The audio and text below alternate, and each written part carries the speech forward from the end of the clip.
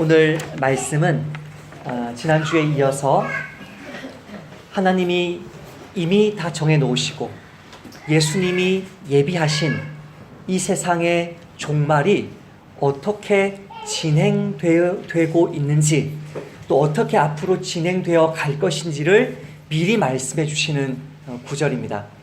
우리는 지난 시간에 예수님이 예고하셨고 하나님이 다 정해놓으신 종말이 어떻게 시작된다고 들었나요? 건물 성전이 무너지고 사람 성전이 세워지는 것으로 시작된다라고 말씀을 들었습니다. 그렇게 시작된 종말이 어떻게 진행됩니까? 오늘 본문에서 우리가 읽었던 산통, 출산의 고통이 반복되고 계속되고 점점점 높아지다가 갑자기 끝나는 것으로 진행됩니다. 8절 말씀 같이 읽겠습니다. 시작. 민족이 민족을, 나라가 나라를 대적하여 일어나겠고 곳곳에 지진이 있으며 기근이 있으리니 이는 재난의 시작이니라. 여기 재난이라고 번역된 단어가 산통입니다. 여러분, 산통을 겪어보셨습니까? 남자가 어떻게 산통을 겪을 수가 있겠습니까? 간접적으로만 우리는 겪을 수 있습니다. 처녀 역시 간접적으로 겪을 수 있습니다. 산통의 특징이 있습니다. 산통의 특징. 제가 자매님들 앞에 말하기가 조심스럽고 죄송한 마음을 먼저 표를 합니다. 제가 간접적으로 경험한 산통의 특징이 그렇다는 것입니다. 첫 번째, 산통의 첫 번째 특징은 한 번이 아니라 여러 번 찾아옵니다. 목사님, 저는 순풍 나왔는데요. 그런 말씀 하지 마시고요. 그것도 느끼든 못 느끼든 산통이 많이 온 거예요. 첫째 아이를 놓고 둘째 아이를 낳았는데요. 첫째 아이를 낳고 나서 이렇게 3년이 지나야, 제왕절개를 해서 낳았기 때문에 3년이 지나야 자연분만으로 낳을 수 있다는 이야기를 듣고 그 3년의 시간을 기다렸다가 이제 둘째 아이를 낳았는데 제 기억에 2주간 산통이 계속되었습니다. 저희 집 논현동에서 그 성남의 그 병원까지 2주간 산통이 올 때마다 가서 너무 아파요. 아직 안 열렸습니다. 돌아가세요. 그걸 대여섯 번 반복하고 아이를 낳았던 기억이 납니다. 산통은 반복됩니다. 오늘 본문에 나와 있는 이 이야기들은 유대가 멸망했던 AD 70년에 한 번 일어났던 사건이 아닙니다. 오늘 본문에 일어났던 이런 산통들은 역사 속에서 반복되고 있습니다. 반복해서 지진이 일어나고, 반복해서 이단이 일어나고, 반복해서 영적인 핍박이 일어나고, 그러면서 반복해서 복음의 확장이 일어나는 것입니다. 반복됩니다. 오늘 본문의 산통들이 역사 속에서 반복된다는 사실을 알아야 됩니다. 이거 한 번 일어난다고 해서 당장 예수님 오시는 것이 아니고 여러 번 반복하다가 점점 심해지다가 갑작스럽게 임하는 것입니다. 산통의 두 번째 특징이 있습니다. 점점 심해진다는 것입니다. 똑같이 지진이 옵니다. 똑같이 핍박이 옵니다. 똑같이 이단들이 일어섭니다. 그러나 점점 심해질 것입니다.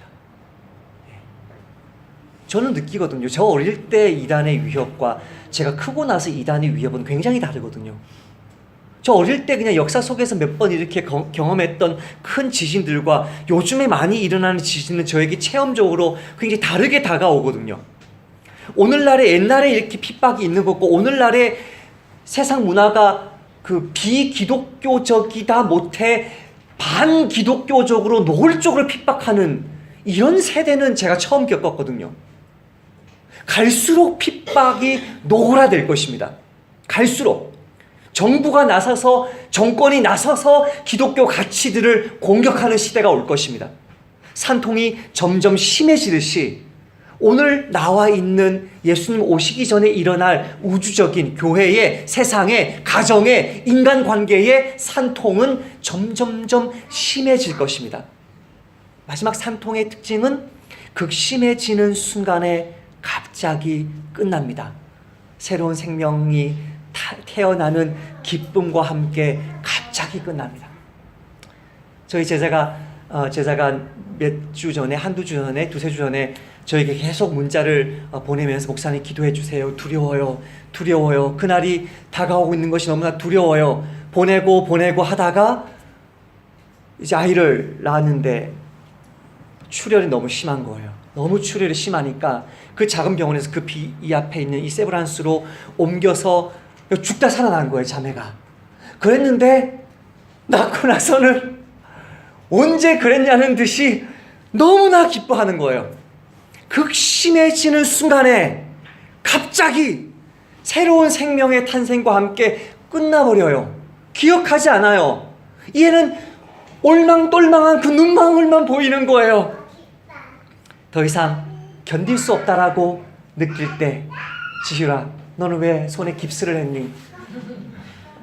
더 이상 견딜 수 없다, 이 세상. 깁스하고 다리 다치고 정말 어려운 세상이구나. 더 이상 못 살겠다 하는 그 순간에 예수님이 오셔서 산통이 끝나버리는, 산통에 비추어서 산통의 단어를 통해서 종말을 예수님이 예고하는 것입니다.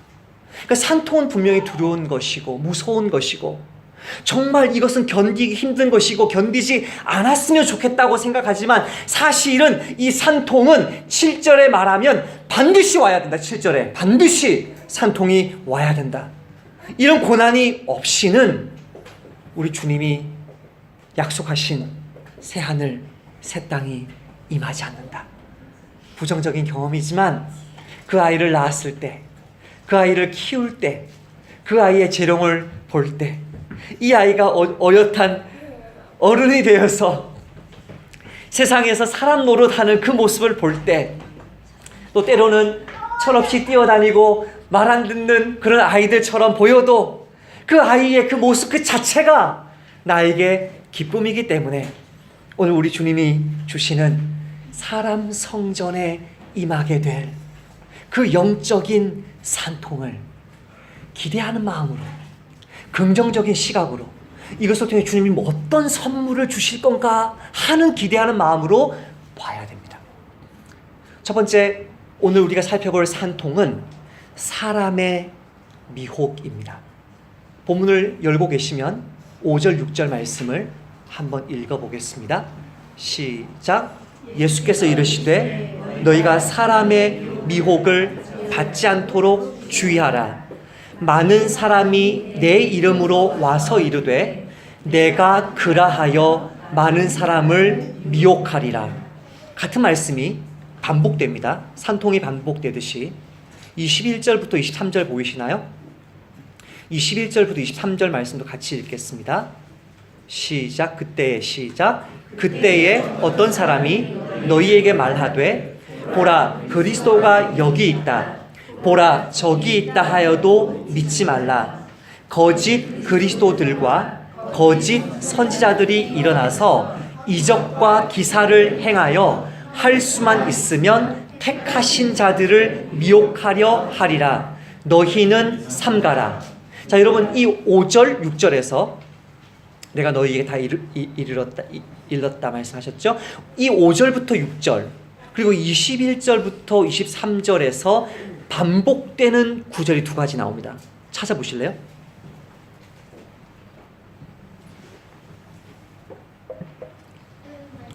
예수님이 두 가지를 반복하는데요. 5절 6절에서도 누가 미혹합니까? 영적인 미혹인데 마귀가 미혹하고 뭐 귀신이 미혹하는 게 아니에요.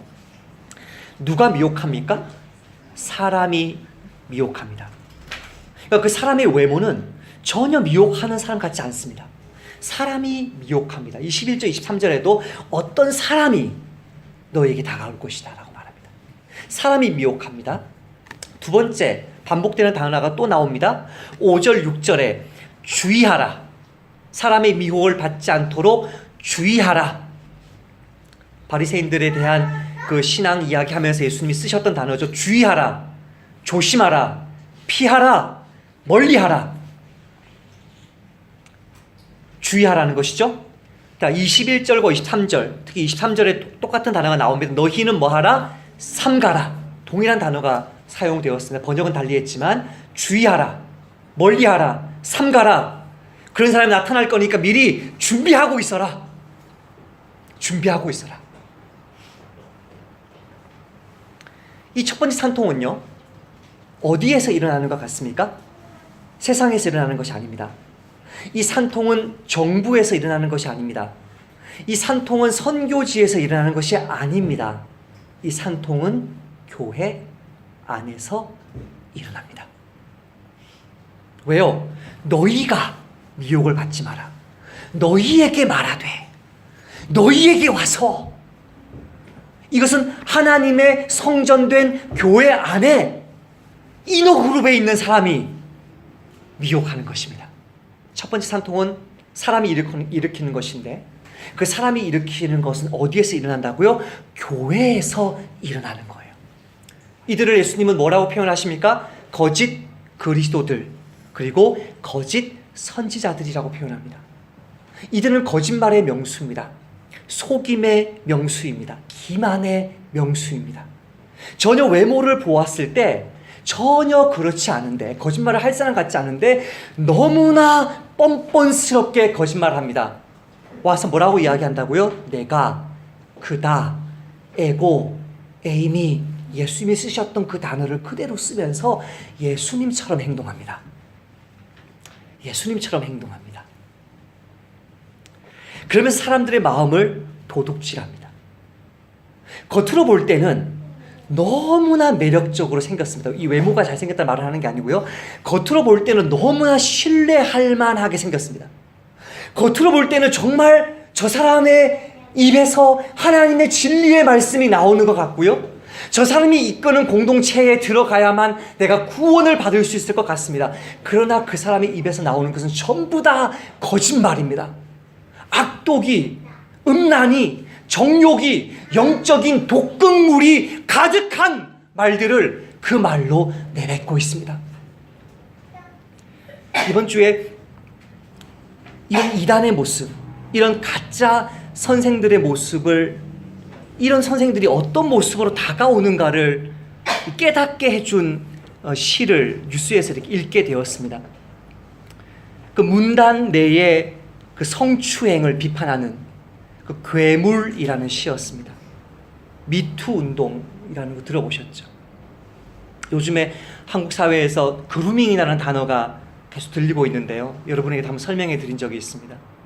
그 미투 운동을 이제 하는 이 맥락에서, 이 사회적인 문화적인 맥락에서 나온 시 같습니다. 시 제목이 괴물입니다.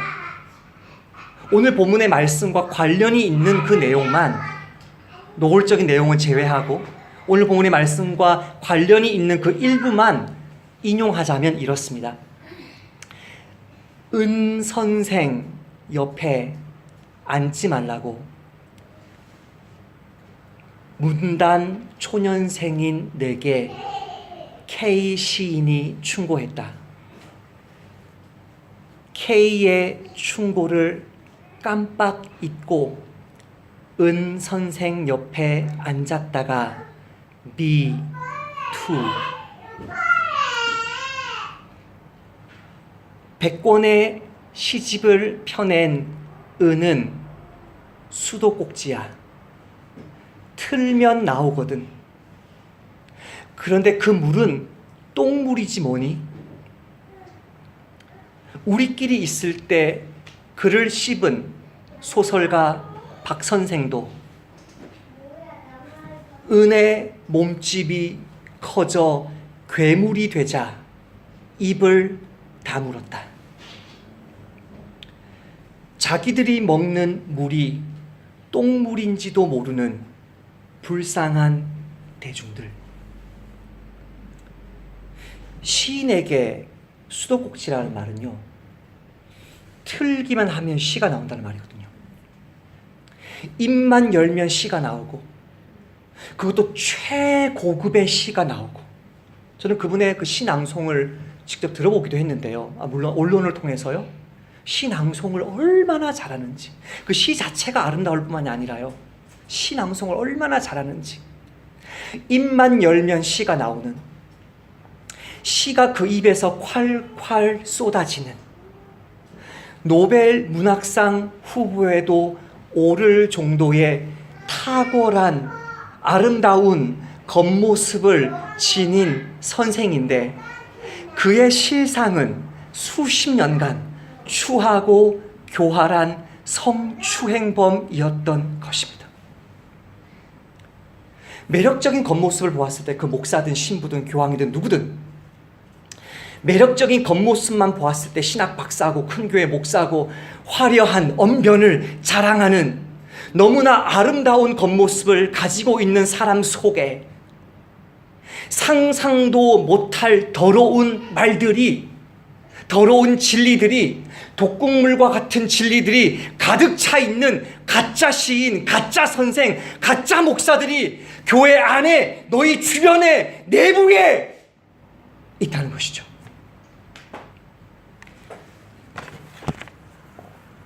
그런데 이런 가짜 선생이요, 오늘날의 교회 안에서 너무나 빈번합니다. 너무나.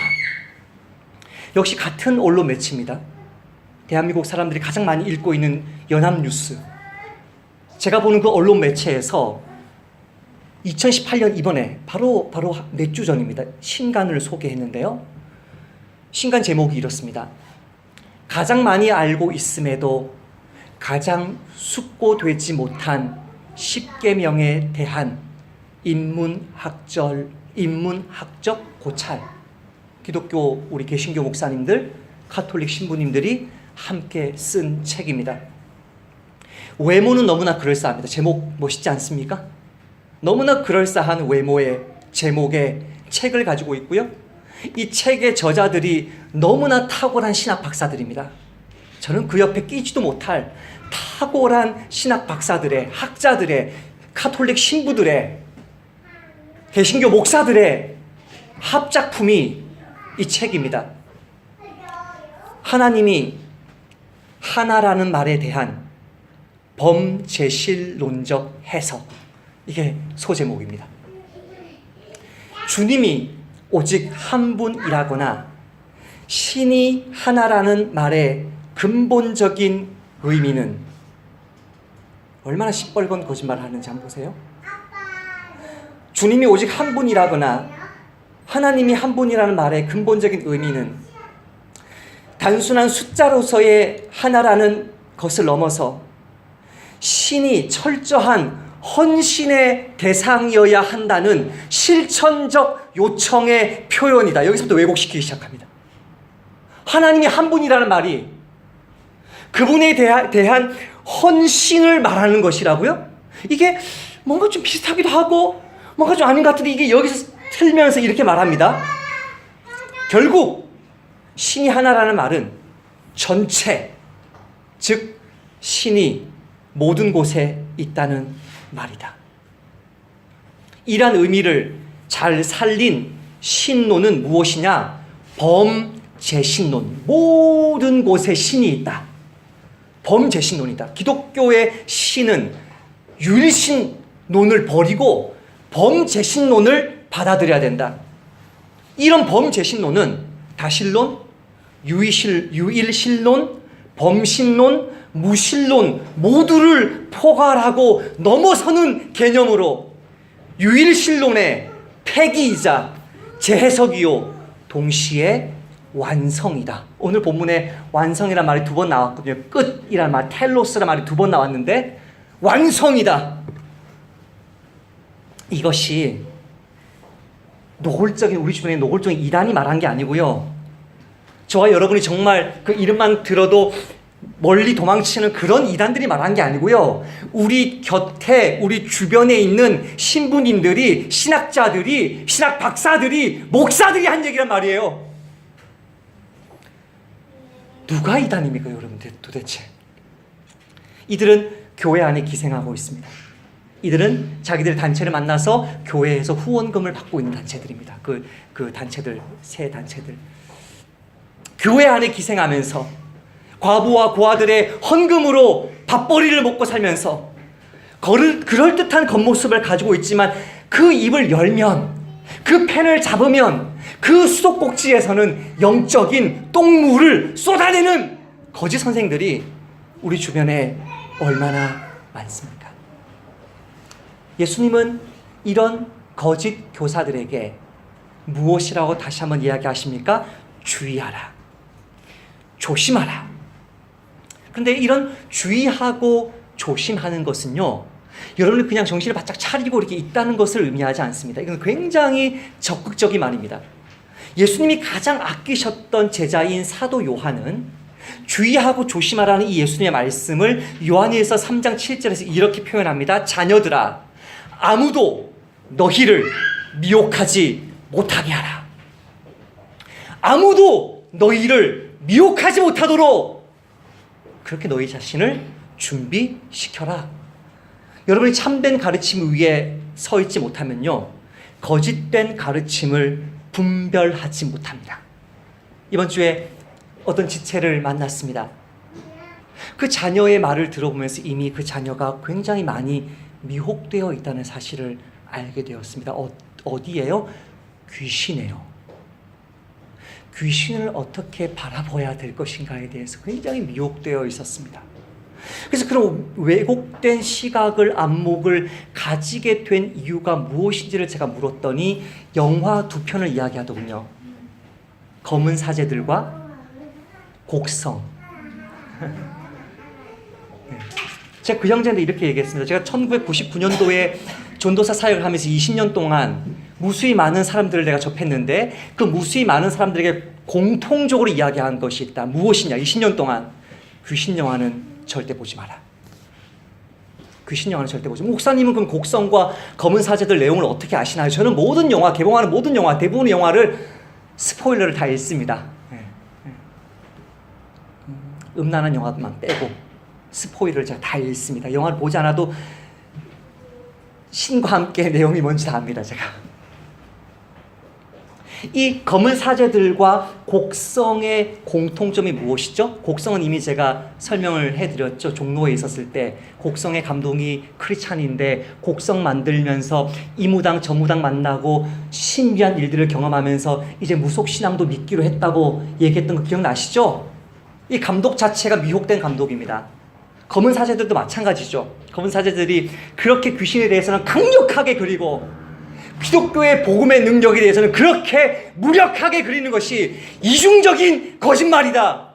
한 번이라도 너가 기독교 신학에서 귀신론을 어떻게 다루는지 조직 신학을 배워본 적이 있느냐? 천사론에 대해서 이 귀신론에 대해서 기독교 신학에서 무엇이라고 말하는지 들어본 적이 있느냐? 없는데요.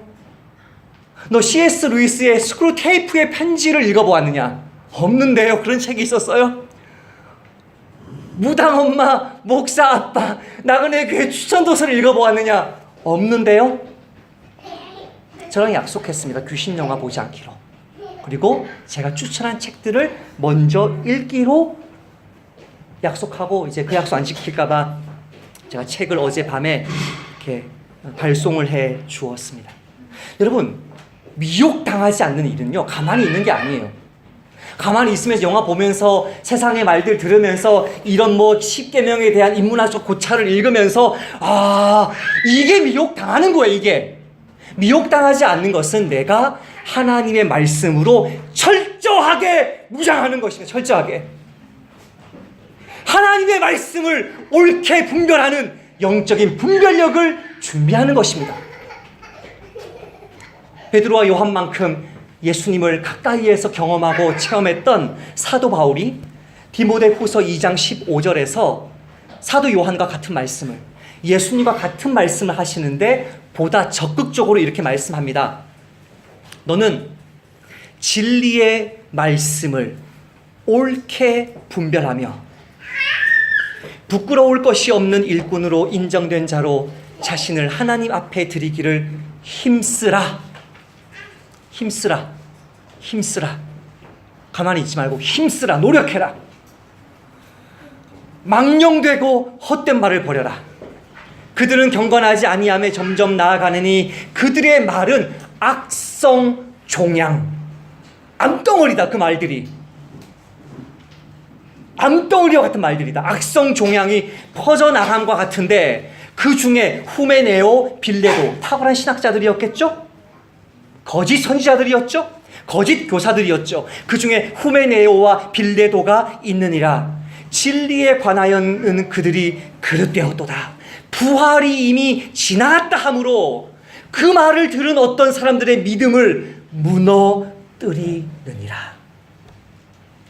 이 말을 들은 사람은 이 사람들의 말을 들은 사람은 왜 그 믿음이 무너졌습니까?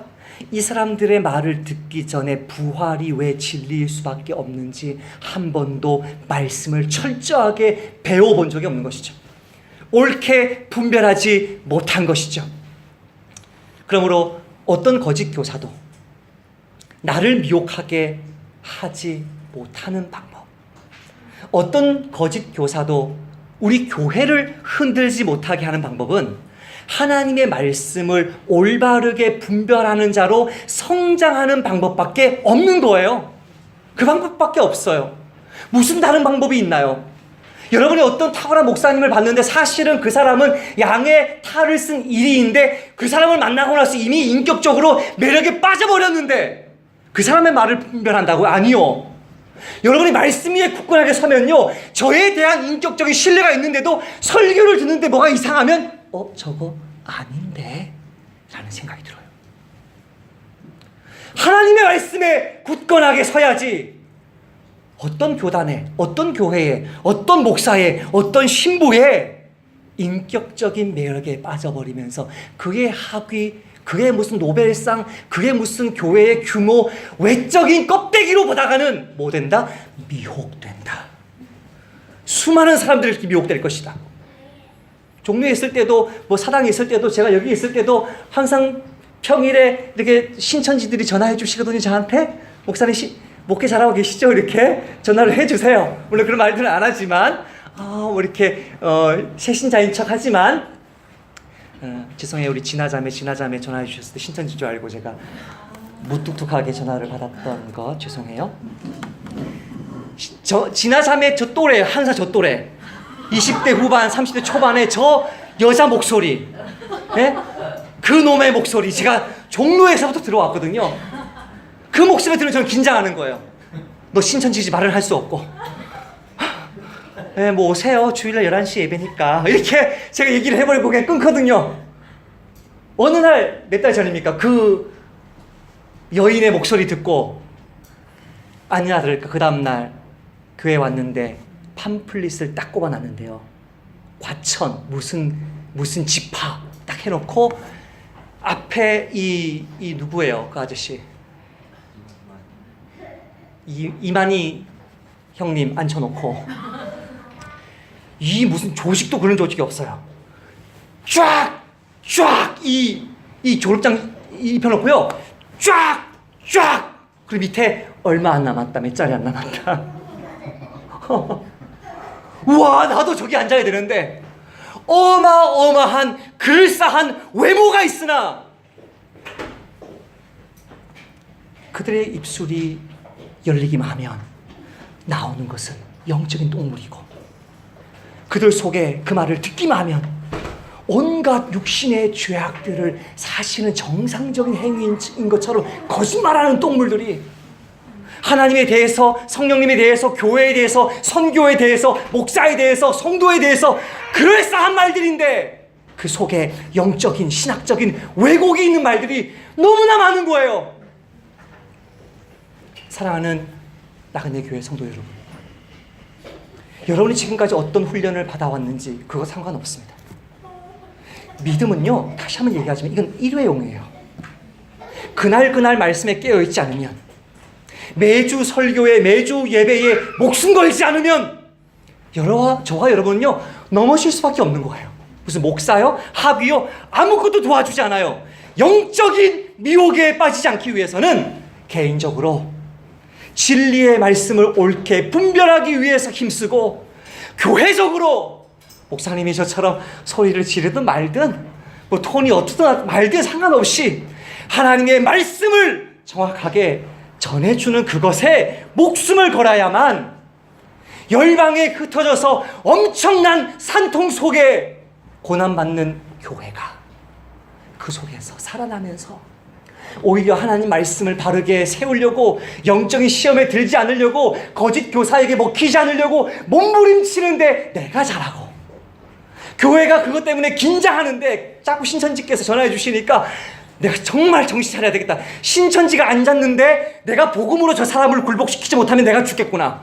이런 긴장을 가지고 목숨을 걸고 말씀을 전하면 그 영적인 교사들, 거짓 교사들 때문에 긴장한 것이 오히려 교회를 건강하게 세우는 은혜를 주시는 숨은 선물이 이곳에 있는 거예요. 얼마나 감사해요, 이단님들이 계신 게. 이상한 목사님들, 교사들이 있는 게 얼마나 감사해요. 오히려 주님, 때가 악하군요. 오 주님, 말세군요. 네? 제가 출판사를 이야기하지 않았는데요, 제가 이거 말하면 여러분 깜짝 놀랄까 봐 너무나 대표적인 기독교 출판사에서 너무나 황당한 책들을 펴내주고 있는 이 어두운 시대에 하나님의 말씀을 분간하기 위해서 몸부림치다 보니까 나의 신앙이 자라고 내 가정이 세워지고 우리 나그네 교회가 주님의 몸된 성정으로 강력하게 굳어지고 견고하게 세워지는 은혜를 덤으로 주시는 비밀을 깨달으시기를 축복합니다. 오늘 말씀을 묵상하면서 이런 이제 그 편지를 제가 읽게 되었습니다. 너무나 제가 좀 놀랐는데요. 이건데 원본이 이건데요. 참 이쁘게 또박또박 이렇게 쓴 손편지입니다. 이 손편지를 써서 이렇게 제 그 집에 우편함에 이렇게 꽂혀져 있었어요. 안녕하세요. 저는 이웃에 살고 있는 그리스도인 자원봉사자입니다. 직접 뵙고 말씀드릴 수 없어서 이렇게 지면으로 소식을 전하고 있습니다. 혹시 살면서 아래와 같은 질문을 해보신 적 있으신가요? 삶에는 어떤 의미가 있습니까? 우리가 겪고 있는 고난에 대한 책임이 하나님께 있습니까? 사람이 죽으면 어떻게 됩니까? 이 자매 진짜 전도 열심히 한다. 이걸 손편지로 써서 이러한 질문들에 대한 답은, 이러한 질문들에 대한 성경의 답을, 제가 거짓말을 2개 줄을 걷는데요, 그리스도인이라는 것에 제가 줄을 딱 그었고 성경이라는 말에도 제가 줄을 그었어요. 거짓말이다 이게. 이러한 질문들에 대한 성경의 답을 Jehovah's Witness JW.org 웹사이트에서 찾아보시기 바랍니다. 여기서 제가 산통이 깨진 거예요. 어느 교회 자매일까? 나는 말씀기도 한 8명, 9명 되는 불신자에게 보내는 게 단데 이 사람은 소원 편지를 써서 불신자들을 향해서 우리 집처럼 나그네 교회 교패가 붙어있지 않아서 상철님 빨리 만들어 달라니까요. 그거 이게 붙어있지 않아서 이게 교인이 아닌 것처럼 보이는 사람에게 여호와의 증인들이 이렇게 거짓 가르침들을, 이 외모는 너무나 친절하고 너무나 예의 바르고 너무나 신사적이나 사실은 영적인 똥물이 가득한 이 거짓말을 이렇게 자기의 시간을 아껴서 자기의 정성을 다 쏟아서 전하고 있는 이 시대에 하나님은 우리에게 이미 진리를 주셨고 여호와의 증인들 앞에 정말 부끄러움없는 아름답고 놀랍고 완벽한 교리를 우리에게 주셨는데 우리는 이 진리를 감추고 있고 이 진리를 배우기를 힘쓰지 않고 세상에 공부하는 것보다도 성경 공부를 안 하고 주의 은혜를 사모하는 것을 내 친한 친구들과 하루 만나서 막 떠들다 보면 1시간, 2시간 그냥 가는데 그 시간보다 더 사모하지 않는 우리에게 제가 최근에 받은 이 편지는 저와 여러분이 나그네 교회가 나아가야 될 이 긴장, 이 방향이 얼마나 큰지를 저에게 도전을 주었습니다. 이번 한 주는 저와 여러분이 친척들을 만납니다. 부모님들을 만납니다. 형제들을 만납니다. 많은 다양한 종교와 불신앙과 여러 가지 모습 속에 살고 있는 그분들 만나기 전에 한 3일 있잖아요. 그렇죠? 3일 있다가 만나잖아요. 그 3일 동안 집중적으로 기도하시기를 권면드립니다. 집중적으로 기도하면서 하나님, 저에게 영적인 분별력 주십시오. 주님이 기회 주실 때 담대하게 복음 전하게 하시고 최소한 이단들보다는 더 신사적이고 겸손하게 그들을 섬기게 도와주셔서 많은 이단들이 거짓된 진리를 퍼뜨리고 있는 이 악한 시대가, 이 말세의 이 시대가 오히려 나로 하여금, 내 가정으로 하여금, 나그네 교회로 하여금 더욱 주의 진리에 깨어있는 사람으로 성장하는 도구로 사용해 주십시오. 기도하는 저와 여러분 되시기를 주님의 이름으로 권면드립니다. 주님 감사합니다. 오늘 우리에게 말세에 있을 그 세 가지 영적인 산통 중에서 교회 안에서 일어나고 있는 너무나 교묘하고 거짓된 그 영적인 공격들이 무엇인지 알게 하셔서 감사합니다. 주님은 저희들에게 깨어있으라고 하셨습니다. 준비하라고 하셨습니다. 영적으로 무장하라고 하셨습니다. 내 삶이 어떤 상황이든 상관없이 내가 육아로, 학업으로, 가사일로, 직장일로 아무리 바쁘든 상관없이 매일매일 말씀과 기도에 전부하는 삶으로 주님께서 나에게 붙여주실 불신자들, 이 이단들을 하나님이 기뻐하시는 진리의 길로, 영원하신 하나님의 나라로 인도하는 일에 쓰임받는 이번 한 주가 되도록 저와 우리 모든 나그네 교회 성도들을 각 가정과 각 시골, 처갓집, 친정집, 시댁에서 사용해 주옵소서. 예수님의 이름으로 기도하옵나이다.